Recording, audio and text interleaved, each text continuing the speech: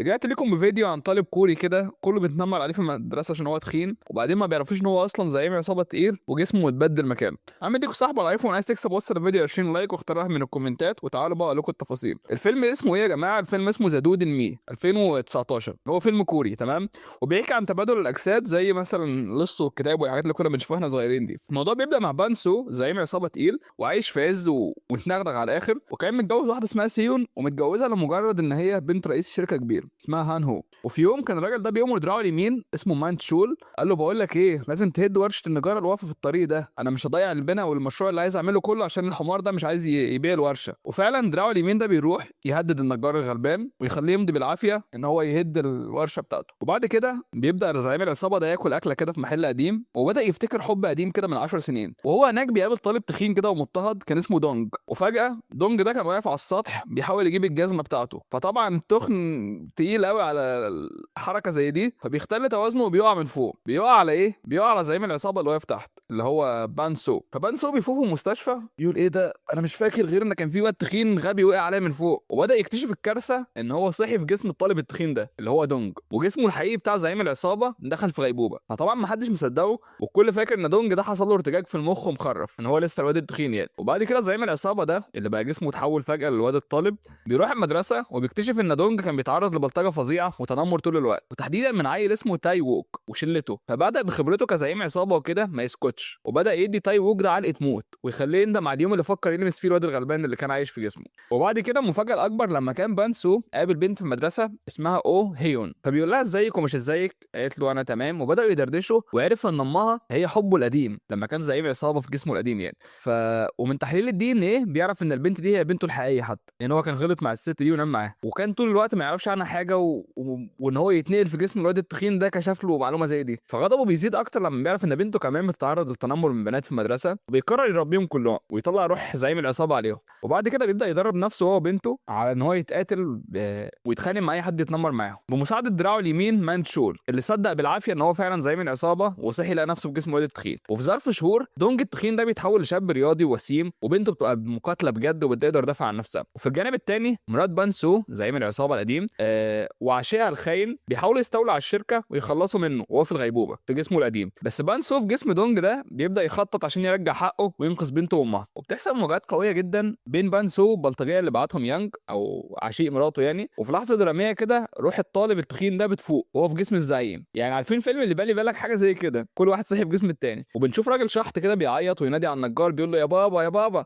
وفي النهايه ومساعده الست صاحبه محل الرامن ده اللي هي كانت زعيم العصابه بياكل عندها في الاول الاكله يعني، وقع عليه الطالب وطلعت قالت على فكره انا اللي عملت السحر ده وانا السبب ان ده كله يحصل. بدا يحصل حادثه تانية كده بتخلي الارواح ترجع لاجسامها الطبيعيه. بانسو بيرجع لجسمه وبيطرد مراته الخاينه وبيفضح يانج قدام رئيس الشركه. وبعد 6 شهور بانسو بيسيب حياه العصابات تماما وبيفتح مطعم مع حب الاول وبنته الجديده خلاص بقى بعد ما كان عارف حياتها، وبيعيشوا حياه هاديه وسعيده بعيدا عن الاجرام. ودونج الطالب ده بيرجع مدرسته بس المره دي هو بطل محدش يقدر يقرب. بس ده كان الفيلم اسمه ذا دود ان مي. يا جماعه افلام كوريا دي على فكره عندها التيمه دي قوي بتاعت اللي هو بيصحى كل واحد في جسم التاني. كان اظن في واحده اعرفها صديقتي يعني من الجزائر كانت مهووسه قوي بافلام اللي اسمها اللي هي بيسموها الكيد دراما، افلام كوريا يعني مسلسلات كوريا برضه.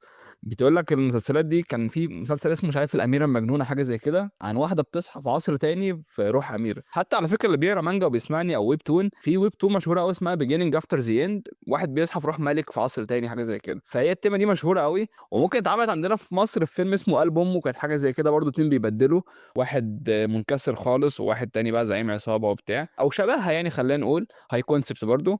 بس انا ما اعرفش انتوا بتتقبلوا افلام كوريا ولا لا، بس انا ممكن اعمل لكم كوري تاني عادي.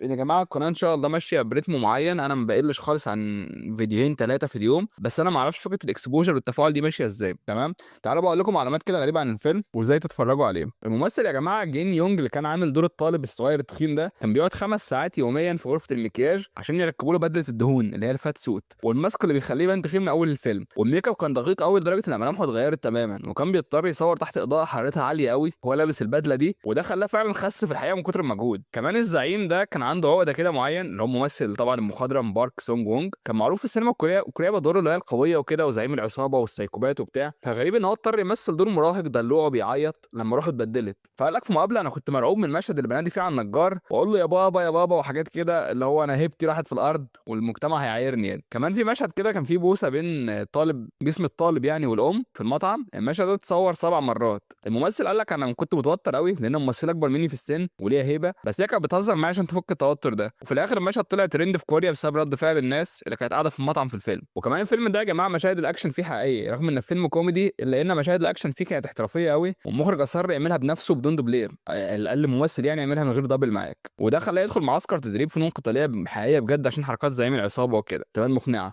طب ايه حكايه صاحبه مطعم الرامن دي؟ لو ركزت في الفيلم، الست اللي بتظهر في محل الاكل وكده هي مش مجرد ست عاديه، دي بترمز لفكره اله القدر عندهم يعني في المعتقدات الفلكلوريه او الشعبيه بتاعتهم. وده اللي بيفسر ليه المحل بيختفي ويظهر وليه هي الوحيده اللي بتقدر ترجع الارواح. دي تفصيله فانتازيا كده مختفيه وسط النجاح يعني بتاع الفيلم والضحك والاكشن. الفيلم ما كانش متوقع يحقق ايرادات ضخمه لانه نزل في وقت كان فيه افلام تقيله قوي، بس هو باع اكتر من 2 مليون تذكره في اسبوعين، وبقى واحد من اكتر الافلام الكوميديه مبيعا في كوريا 2019. والسبب في ده كان الكيمياء الرهيبه بين البطلين. بس ده كان الفيلم يا جماعه.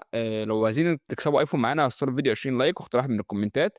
بصوا يا جماعه، انا والله مش ما عنديش حته المط دي خالص، ولا بحب اعمل حكايه ان انا افرض عليكم تفاصيل كتير، بس انا شفت افلام في كوريا كتير.